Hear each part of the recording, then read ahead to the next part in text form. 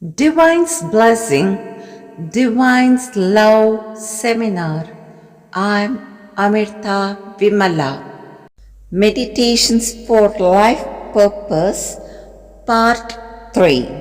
In this we will see Raja Yoga Meditation.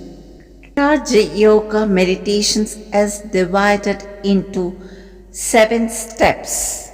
The first is Yama.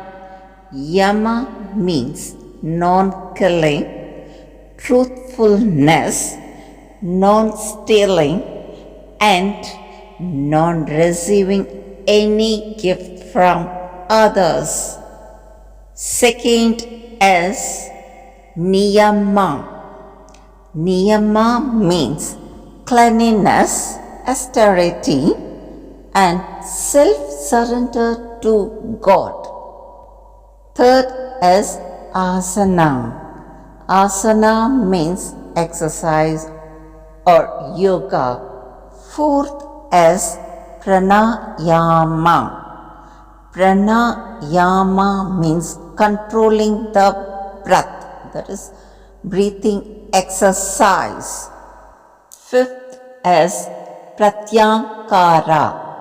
Pratyakara means withdrawal of the sense, that is sights, sounds, and sensations. It involves consciously directing attentions towards inward, that is inside our heart. Sixth step is Dharana. Dharana means fixing the mind on a spot, referring to focused concentrations or binding the mind to a single point. In another word, we can say training the mind to remain steady on an object, sound, or breath without distractions, preparing it for deeper observations. Okay? Last one, that is 7th one, is Samadhi. Samadhi means super consciousness. Super consciousness means it's a kind of meditation. It goes inside our heart. We can't sense what is happening around us.